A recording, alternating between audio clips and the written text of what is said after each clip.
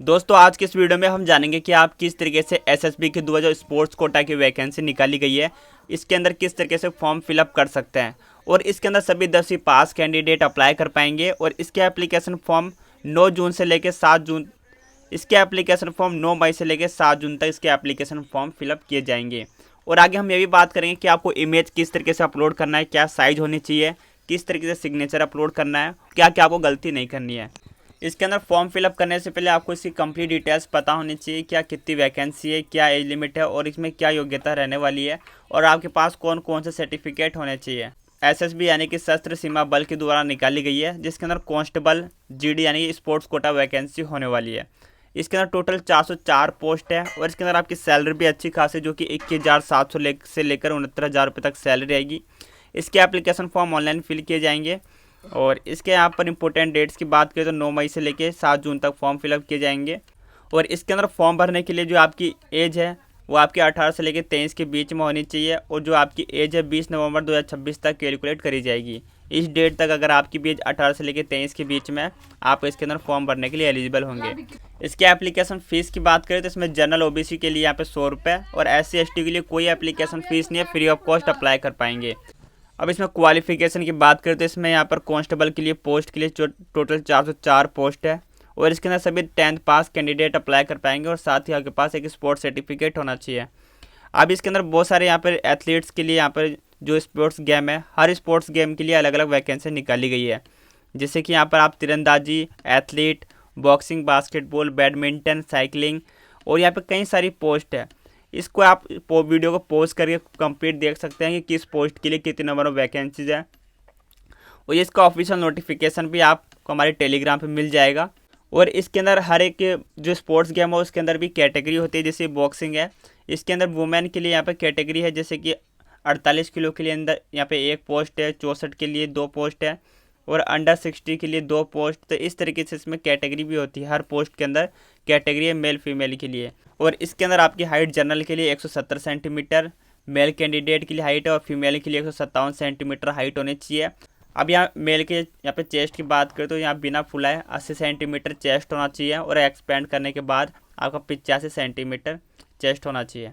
इसके बाद जो SC ST OBC कैटेगरी से आते हैं रिलैक्सेशन कैंडिडेट, उनको 157 सेंटीमीटर हाइट, इनके लिए 157 से लेकर 165 के बीच में इनकी हाइट रखी गई है। 147.5 सेंटीमीटर से लेकर 155 सेंटीमीटर के बीच में हाइट होनी चाहिए।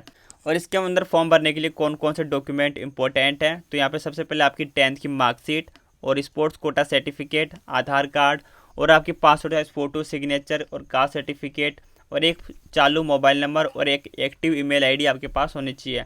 तो फॉर्म भरने से पहले आपको इन सभी डॉक्यूमेंट को यहाँ पे रेडी कर लेना है। तो चलिए अब बात करते हैं कि किस तरीके से इसका फॉर्म फिलअप करना है।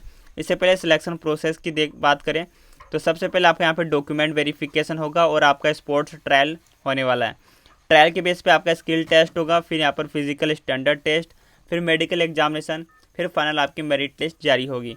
तो इस तरीके से आपका सिलेक्शन प्रोसेस रहेगा। तो चलिए अब जानते हैं कि आपको किस तरीके से इसमें फॉर्म फिलअप करना है स्टेप बाय स्टेप। तो सबसे पहले आपको जो वीडियो के डिस्क्रिप्शन में आपको लिंक मिलेगा उस पर क्लिक करना है। क्लिक करते ही आपके सामने कुछ इस तरह का यहाँ पर डैशबोर्ड दिखाई देगा। आपको यहाँ पे अप्लाई पे क्लिक करना है। तो यहाँ पर सबसे पहले आपको लॉगिन पेज मिल जाएगा, जहाँ पे आप रजिस्ट्रेशन नंबर और यहाँ पे पासवर्ड कैप्चा फिल करके लॉगिन पे क्लिक करना है। अगर आप इसके अंदर पहली बार फॉर्म फिलअप कर रहे हैं तो सबसे पहले आपको रजिस्ट्रेशन करना होगा। आपको ऊपर के साइड ये रजिस्ट्रेशन का आइकन मिलेगा, इस पर क्लिक करना है। क्लिक करते ही आप यहाँ पे देख सकते हैं कि पर्सनल डिटेल्स से पूरा फॉर्म ओपन हो चुका है। तो एक एक करके सभी डिटेल्स को फिल करना है। सबसे पहले आपको पर्सनल डिटेल्स, फिर एजुकेशन क्वालिफिकेशन, फिर स्पोर्ट्स कोटा जो आपके पास स्पोर्ट्स से रिलेटेड कोई भी क्वालिफिकेशन है उसको यहाँ पे फिल कर देना है। तो चलिए एक एक करके सारी जानकारी को हम फिल करते हैं। तो सबसे पहले पोस्ट अप्लाइड फॉर, आप किस पोस्ट के लिए यहाँ पर अप्लाई कर रहे हैं। तो ये इसमें ऑटोमेटिक लिखा हुआ है कि कांस्टेबल जीडी की पोस्ट है अंडर कोटा सर्टिफिकेट। और यहाँ पर सिलेक्ट गेम एज पर अप्लाई, आप किस गेम के लिए अप्लाई करना चाहते हैं। तो यहाँ पर काफ़ी सारे यहाँ पर कैटेगरीज है, तो हम यहाँ बॉक्सिंग और भी कई सारी पोस्ट है, तो हम यहाँ पे आपको बॉक्सिंग के लिए अप्लाई करके बताने वाले हैं, वही मेन कैटेगरी के लिए। इसके बाद यहाँ पर सिलेक्ट गेम अप्लाई फॉर, यहाँ पर इसके अंदर जैसे कि मैंने आपको बताया कि सब कैटेगरीज होती है, तो आपका वेट के अकॉर्डिंग यहाँ पर इसमें वैकेंसीज रहने वाली है। तो मैं यहाँ पर अंडर 55 kg के अंदर भरने वाला हूँ। और इसके बाद सेलेक्ट गेम कैटेगरी, हमने सेलेक्ट कर लिया है। और इसके बाद आपको नेम, आपको यहाँ पर अपना फर्स्ट नेम आपको लिखना है, और इसके बाद मिडल नेम आप छोड़ सकते हैं, अगर आपका कोई मिडल नेम है तो वो लिखना है। और इसके बाद आपको अपना सरनेम यानी कि लास्ट नेम आपको लिखना है। इसके बाद आपको यहाँ पे फादर नेम, इसके बाद फिर यहाँ पे आपको अपना मदर नेम लिख देना है। और इसके बाद अब यहाँ पे डेट ऑफ बर्थ सेलेक्ट करना है। डेट ऑफ बर्थ सेलेक्ट करने के लिए यहाँ पर आपको एक कैलेंडर का आइकन मिलेगा। जैसे इस पर क्लिक करेंगे तो सबसे पहले आपको ईयर को चेंज करना है। यहाँ से आपको अपनी ईयर को सेलेक्ट करना है। इसके बाद यहाँ पर आपको अपने मंथ को फिर डेट को सेलेक्ट करने के बाद आपका डेट ऑफ बर्थ यहाँ पे आ जाएगा। इसके बाद अपने जेंडर को सेलेक्ट करना है। जैसे आप इस पर क्लिक करेंगे तो मेल और फीमेल 2 ऑप्शन मिल जाएगा। अपने कैटेगरी के अकॉर्डिंग यहाँ पे सेलेक्ट करना है। फिर नेशनैलिटी के अंदर यहाँ पे इंडियन सेलेक्ट करना है, और रीजन के अंदर आपको हिंदू, और या फिर अपनी आप जिस रीजन से बिलोंग करते हैं वो आपको यहाँ पे सेलेक्ट करना होगा। फिर यहाँ पे मैरिटल स्टेटस बताना है। आप अगर आपकी शादी हो गई है तो आपको मैरिड, अगर आपकी शादी नहीं हुई तो आपको अनमेरिड पे क्लिक करना है। इसके बाद अपनी कैटेगरी यानी कि आपकी जो कास्ट कैटेगरी है वो आपको सेलेक्ट करना है, कि जैसे कि जनरल, ओबीसी, एससी, एसटी। तो मैं आपको यहाँ पर आपको ओबीसी या फिर जनरल कैटेगरी से फॉर्म फिलअप करके बताने वाला हूँ, क्योंकि यहाँ पे इसमें फ़र्क इतना है कि आपकी यहाँ पे एससी एसटी से आप फॉर्म फिलअप करते हैं तो आपकी एप्लीकेशन फ़ीस नहीं लगेगी। अगर आप जनरल कैटेगरी से फॉर्म भरेंगे तो आपको यहाँ पे पेमेंट करना होता है। तो मैं आपको पेमेंट वाला प्रोसेस भी बताना चाहता हूँ, इसलिए मैं जनरल से फॉर्म फिलअप करके आपको बताने वाला हूँ। अब इसके बाद यहाँ पूछा है कि whether you are belong community, जैसे गढ़वाल, कुमायूं, क्या आप इन कैटेगरी से आते हैं, तो आपको सिंपली यहाँ पे नो पर क्लिक कर देना। अगर आप आते हैं तो येस पे क्लिक करना है। येस पे क्लिक करेंगे तो आपको यहाँ पे कम्युनिटी सर्टिफिकेट और यहाँ उसकी डिटेल्स देनी है। तो हम यहाँ पे नो पे क्लिक कर देते हैं। और वेदर डोमिसाइल ऑर्डिनरी इन जम्मू कश्मीर, क्या आप जम्मू कश्मीर के डोमिसाइल हैं यहाँ पे 1980 से, तो यहाँ पर हमने नो पे क्लिक कर देना है। और वेदर अफेक्टेड इन 1884 रोइट, तो यहाँ पे भी हम नो पे क्लिक करते हैं। और यहाँ पर एक्स, क्या आप एक्स सर्विसमैन है, अगर है तो आप येस पे क्लिक करेंगे तो इसकी डिटेल्स देनी है, अदरवाइज़ आपको नो पर क्लिक करना है। और यहाँ पर वेदर एम्प्लॉय इन एसएसबी, क्या आप पहले भी कोई एसएसबी के एम्प्लॉय हैं, तो आपको नो पे क्लिक करना है। और वेदर इन गवर्नमेंट सर्विस, क्या आप और किसी गवर्नमेंट सर्विस में हैं, अगर आप हैं तो येस पे क्लिक करके उसकी डिटेल्स देनी है, किस पोस्ट पर है, कब से कब तक है। अगर नहीं है तो नो पर क्लिक करना है। और इसके बाद यहाँ पर सेलेक्ट आइडेंटिटी टाइप, आपको यहाँ पर एक वैलिड आईडी देनी है, जो कि Aadhaar card, PAN card, voter ID, passport, driving licence, इनमें से किसी कोई भी आईडी आप सेलेक्ट कर सकते हैं। तो जो सबसे आसान रहेगा तो आप यहाँ पे आधार कार्ड को सेलेक्ट कर लेना। इसके बाद आइडेंटिटी कार्ड, यहाँ पे आधार का नंबर, यहाँ पर आपको आधार नंबर फिल कर देना है, टोटल 12 डिजिट का। इसके बाद आइडेंटिटी मार्क्स, अगर आपका कोई बॉडी पर मार्क है तो उसे आप यहाँ पर लिख सकते हैं, अदरवाइज़ आपका कोई मार्क नहीं है तो सिंपली आपको नो मार्क लिखना है यहाँ पर। इसके बाद यहाँ पर आपको अपना मोबाइल नंबर, आपका टोटल जो 10 डिजिट का मोबाइल नंबर है वही लिखना है। आपको एक्स्ट्रा में +91 लिख के ऐसा कुछ नहीं करना है, सीधा आपका 10 डिजिट का नंबर लिखना है। इसके बाद ईमेल आईडी भी आपको यहाँ पर जो आपकी एक्टिव ईमेल आईडी वही लिखना है, क्योंकि उसी के द्वारा आपका एडमिट कार्ड और एग्ज़ाम डेट्स की, एग्ज़ाम सिटी की इन्फॉर्मेशन आपको सेंड की जाएगी, आगे की जितने भी इन्फॉर्मेशन आपको मिलने वाली है। अब यहाँ पे एजुकेशन क्वालिफिकेशन डिटेल्स की बात करें तो यहाँ पे मैट्रिकुलेशन यानी कि 10th की डिटेल्स आपको देनी है। सबसे पहले आपको स्कूल का नाम या बोर्ड या फिर कोई यूनिवर्सिटी, तो यहाँ पे सिंपली आपको स्टेट बोर्ड का नाम लिख देना है, आपने जिस बोर्ड से अपना यहाँ पर पास किया है। और या फिर अगर आप यहाँ पे सीबीएसई से किया तो सीबीएसई लिखेंगे, या फिर अपने स्टेट बोर्ड का नाम लिखेंगे।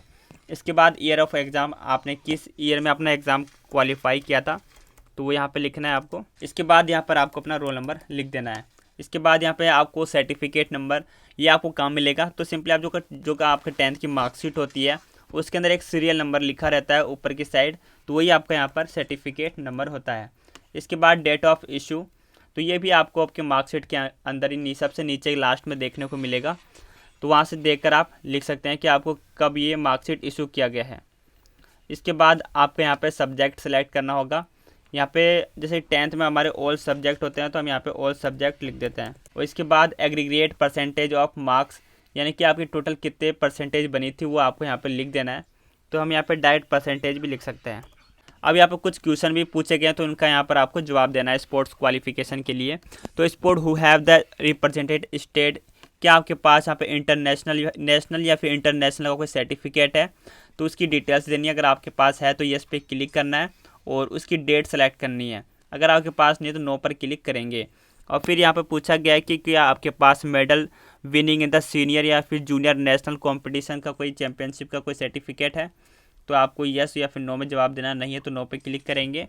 और medical winning in the Khelo India youth game और एज कैटेगरी अबव 18, जो आपकी 18 प्लस वो होना चाहिए, या फिर खेलो इंडिया विंटर गेम और खेलो इंडिया पैरा गेम्स, इनमें से कोई भी सर्टिफिकेट है तो यस पे क्लिक करना, अदरवाइज नो पे क्लिक करेंगे। और यहाँ पर medal winning in the kho kho India university game, तो इससे भी रिलेटेड आगे आपके पास कोई सर्टिफिकेट है तो यस पे, अदरवाइज नो पे क्लिक करेंगे। या फिर इसके बाद medal winning in the school Game federation of India, क्या आपके पास है तो यस पे क्लिक करेंगे, अदरवाइज नो पे, हमारे पास है तो हम यस पे क्लिक कर देंगे। और यहाँ पे आपको डेट सेलेक्ट करनी है कि वो कब की है, तो ज़्यादा पुराना भी नहीं होना चाहिए आपका 3 साल से, तो यहाँ पे आपको डेट सेलेक्ट कर लेनी है। इसके बाद sports game you have represented university in the inter university tournament conducted by the inter university sports game, तो आपको यहाँ पर है तो यस पे क्लिक करेंगे, अदरवाइज नो पे। और इसके बाद sports who have the percentage the state school team in the national sports game और school conducted by the All India School Game Federation, यहाँ पर किसी फेडरेशन के द्वारा अगर आपने यहाँ पर सर्टिफिकेट प्राप्त किया है तो भी आप इसके अंदर अप्लाई कर पाएंगे। अब आपको यहाँ पे अपने स्पोर्ट्स सर्टिफिकेट की जानकारी देनी है, तो यहाँ पर सबसे पहले आपका लेवल, आपने किस लेवल पे अपना गेम खेला था, तो हम यहाँ पर फेडरेशन वाला कर देते हैं। इसके बाद यहाँ पे सर्टिफिकेट नंबर आपको देना है, जो ये जैसे सीरियल नंबर होता है। और इसके बाद डेट ऑफ इशू, आपको कि कब इशू किया गया था वो भी आपको यहाँ पे लिख देना है। और फिर इशू अथॉरिटी, किस अथॉरिटी ने आपको इशू किया है वो यहाँ पे लिखना है। इसके बाद मेडल, आपको उसमें क्या कौन सा मेडल, गोल्ड सिल्वर ब्राउन जो आपको मिला था वो आपको यहाँ पे फिल कर देना है। इसके बाद आपको यहाँ पे नेक्स्ट पे क्लिक करना होगा। नेक्स्ट पे क्लिक करने के बाद अब आपको यहाँ पे अपनी एड्रेस डिटेल्स और डिक्लेरेशन और क्रिमिनल केस, इन सभी की जानकारी देनी है। फिर आपको क्रिएट पासवर्ड करना है और फिर declaration by the candidate, in steps को कंप्लीट करना है। तो हम एक एक करके सभी जानकारी को दोबारा से यहाँ पे फिल करते हैं। तो सबसे पहले आपको यहाँ पे अपना जो परमानेंट एड्रेस है इसे फिल करना होगा। तो सबसे पहले आपको जो गांव टाउन है उसे, फिर आपको यहाँ पर पोस्ट ऑफिस की जानकारी देनी है, जो भी आपका पोस्ट ऑफिस लगता है। इसके बाद तहसील, फिर यहाँ पर पुलिस स्टेशन, कौन सा पुलिस स्टेशन लगता है। फिर यहाँ से आपको अपने स्टेट की जानकारी देनी है, जिस स्टेट से आप फॉर्म फिलअप कर रहे हैं, और यहाँ पे डिस्ट्रिक्ट की जानकारी देनी है, और यहाँ पे अपने एरिया का पिन कोड आपको फिल कर देना है। और इसी तरीके से यहाँ पे जो भी जानकारी आप फिल करेंगे, तो अगर आपका यहाँ पर करंट एड्रेस और परमानेंट एड्रेस सेम है तो आपको यस पे क्लिक कर देना। तो यहाँ पे आपने जो भी फिल करा होगा वो ऑटोमेटिकली इधर फिल हो जाएगा, आपको दोबारा फिल करने की आवश्यकता नहीं होगी। हो सकता है कि अगर आपका करंट एड्रेस अलग हो तो यहाँ पे आप अपना करंट एड्रेस मैन्युअली टाइप कर सकते हैं। इसके बाद डिक्लेरेशन में हम देख लेते हैं। तो यहाँ पे लिखा हुआ है कि आपके अगेंस्ट कोई एफआईआर दर्ज हुआ है, तो आपको येस और नो में आंसर देना है। तो सिंपली नो पे क्लिक करेंगे। और फिर you have been UPSC SC board से आपको क्या डिबार या फिर रिजेक्ट किया गया है, तो आपको यहाँ पे भी नो पे क्लिक करना है। और whether any criminal complain case FIR criminal pending against you, कि आपके अगेंस्ट कोई एफआईआर पेंडिंग है, तो यहाँ पे नो पे क्लिक करेंगे। फिर हैव यू एवर अरेस्ट, कि आपको कभी गिरफ्तार किया गया है, तो सिंपली नो पर क्लिक करना है। और you have been tried convict और एक्यूरेट कोर्ट बाय लॉ, कि आपने कभी कोई नियम को तोड़ा है, तो सिंपली नो पे क्लिक करेंगे। और फिर इसमें लिखा है कि क्या आपके व्यवहार के द्वारा कोई कोर्ट में आपके द्वारा कोई केस चलाया गया है, तो सिंपली नो पर क्लिक करेंगे। और यहाँ पर क्या आपके पास कोई डोपिंग का केस चलाया गया है, तो यहाँ पर भी नो पर क्लिक करना है। अब इसके बाद हमें यहाँ पर एक पासवर्ड क्रिएट करना है, जो कि आपका एक स्ट्रॉन्ग पासवर्ड होना चाहिए, जिसके अंदर आपको अपना अल्फ़ाबेट, नंबर और स्पेशल कैरेक्टर को यूज़ करना है। और ये कम मिनिमम आपका 6 कैरेक्टर का होना चाहिए। और एक बार क्रिएट करने के बाद आपको दोबारा से जो आपने यहाँ पे पासवर्ड क्रिएट करा है, तो कंफर्मेशन के लिए यहाँ पर पासवर्ड दोबारा टाइप कर देना है। इसके बाद चेक बॉक्स पे क्लिक करेंगे और इसके बाद फिर यहाँ प्रोसीड पर क्लिक करना है। फॉर्म नेक्स्ट पे क्लिक करने के बाद यहाँ पे आपका प्रीव्यू वाला सेक्शन आ चुका है। अब यहाँ से अपनी सभी डिटेल्स को एक एक करके चेक कर लेना है। यहाँ पर आपको एक डिक्लेरेशन वाला चेक कैंडिडेट वाला ऑप्शन मिलेगा। अब यहाँ पर आपको अपना कैप्चा फिल कर देना है।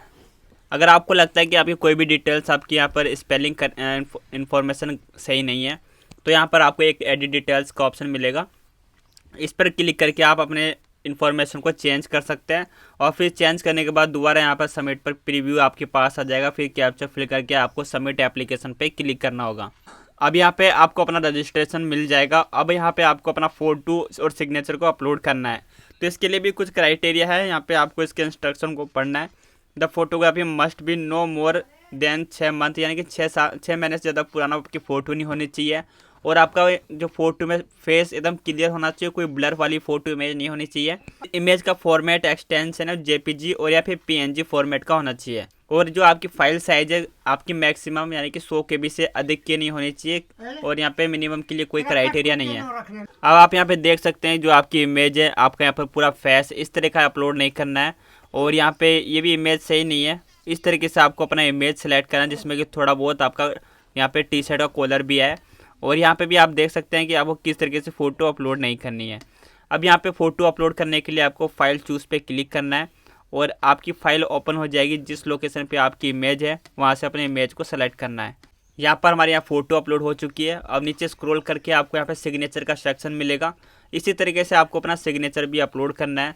सेम क्राइटेरिया, इसमें थोड़ा चेंजेस है। सिग्नेचर मस्ट भी वाइट पेपर पे आपका होना चाहिए। आपको वाइट पेपर पे ब्लैक या फिर ब्लू इंक से आपको अपना सिग्नेचर करना है। और जो आपकी फ़ाइल इमेज होगी वो भी जेपीजी या फिर पीएनजी फॉर्मेट में होनी चाहिए। और इसकी जो फाइल साइज़ है आपकी 50 KB से कम की होनी चाहिए। अब इसी तरीके से आपको चलो हम यहाँ पे अपना सिग्नेचर अपलोड करते हैं।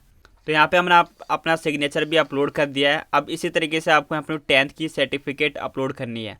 अब इसमें भी थोड़ा अलग है। यहाँ पे जो आपकी फ़ाइल साइज़ होगी जेपीजी या फिर पीडीएफ में अपलोड करना है। इसकी फ़ाइल साइज़ भी आपकी मैक्सिमम 100 KB से कम की होनी चाहिए। और इसके बाद आपको अपलोड स्पोर्ट सर्टिफिकेट, यहाँ पे बॉक्सिंग से रिलेटेड जो सर्टिफिकेट है वो अपलोड करना होगा। इसका भी साइज़ आपके सामने यहाँ पे लिखा हुआ है। यहाँ पे जेपीजी या फिर पीडीएफ फॉर्मेट में अपलोड करना है। 100 KB से कम इसकी साइज़ होनी चाहिए। इसके बाद आपको अपना आधार कार्ड अपलोड करना है।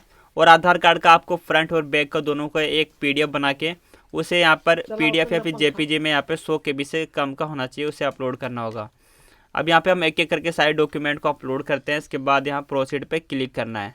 अब एक्नॉलेजमेंट के अंदर आप यहाँ पे हमारा फॉर्म तो सबमिट हो चुका है, लेकिन एक लास्ट यहाँ पर the application form submitted by you provisional registered, अभी खाली हमारा रजिस्ट्रेशन हुआ है, फाइनल सबमिट नहीं हुआ है। इसके लिए आपको यहाँ पेमेंट करना होगा 100 रुपये, क्योंकि हमने यहाँ पर जनरल कैटेगरी से फॉर्म फिलअप किया है।